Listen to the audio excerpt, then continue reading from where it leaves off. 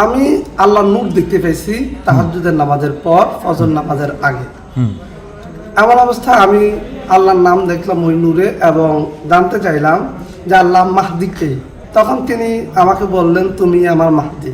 তারপর আমি প্রশ্ন করলাম যে আল্লাহ, যদি আমি আপনার মাহদি হই তাহলে রসুল্লাহ মুহাম্মদ সাল্লাল্লাহু আলাইহি সাল্লামের হাদিস অনুযায়ী আমার নাম তো রসুলের নামের মতো না, আমার পিতার নাম, আমার মাতার নাম রসুলের পিতা এবং মাতার মতো নয়। কিন্তু হাদিসে আছে সে হবে আমার নামে, তার পিতার নাম আমার পিতার নামে, তার মাতার নাম আমার মাতার নামে। তখন আল্লাহ আমাকে বললেন, এটা ছিল আমার একটা কৌশল, যদি আমি সেই দিন তোমার প্রকৃত পরিচয় জানাই দিতাম তাহলে তারা তোমার প্রতি জুলুম করত। ঠিক যেমনি ভাবে মোহাম্মদ বিন আবদুল্লাহর উপর 27 বছর ধরে জুলুম করেছে এবং তার পরিবারের উপর।